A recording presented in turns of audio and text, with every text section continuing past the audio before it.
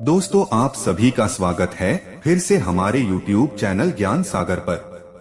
गौतम बुद्ध की जातक कहानियों, जो भगवान बुद्ध के पूर्व जन्मों की कथाएं हैं, इन कहानियों की श्रृंखला को आगे बढ़ाते हुए आज आपको सुनाते हैं एक और नई कहानी, जिसका नाम है बौना तीरंदाज। आप हमारे चैनल पर नए आए हो तो चैनल को सब्सक्राइब जरूर कर लेवे। तो आइए अब बिना देर किए सुनते हैं आज की ये हमारी कहानी। तक्षशिला के एक उत्कृष्ट गुरु से धनुर्विद्या प्राप्त कर एक बौना महान धनुर्धर बना, मगर जीविका के लिए वह जब किसी राज्य में जाता तो लोग उसकी योग्यता को जाने बिना ही उसकी ठिठोली करते।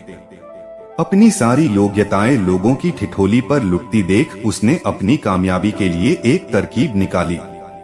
घूमता हुआ उसने भीमसेन नाम के एक हृष्ट पुष्ट जुलाहे को ढूंढ निकाला और उसके सामने अपने युद्ध कौशल दिखाया और उसे एक सेनानी बनाने का प्रस्ताव रखा।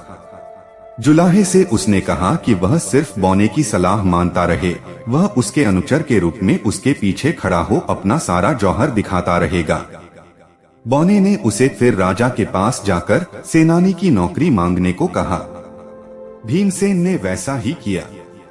राजा ने भीमसेन को सिर्फ उसकी कदकाठी को देख के ही एक सरदार की नौकरी दे दी। इसके बाद राजा जब भी कोई कार्य भीमसेन को सौंपता तो उसके अनुचर के रूप में बौना उसके पीछे खड़ा हो उसका काम संपन्न कर देता।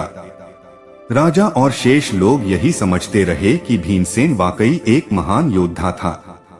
कुछ ही दिनों में भीमसेन धन और प्रसिद्धि पाकर और भी मोटा हो गया और उसकी मोटी बुद्धि के साथ साथ उसका अहंकार भी फूल गया।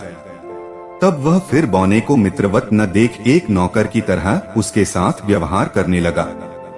बौने को भीमसेन की वृत्ति अपमानजनक लगी और उसने मन ही मन यह ठान लिया कि वह भीमसेन को उसकी अभद्रता और कृतघ्नता का फल किसी दिन जरूर चखाएगा। संयोगवश तभी पड़ोसी देश के एक राजा ने भीमसेन के राज्य पर चढ़ाई की।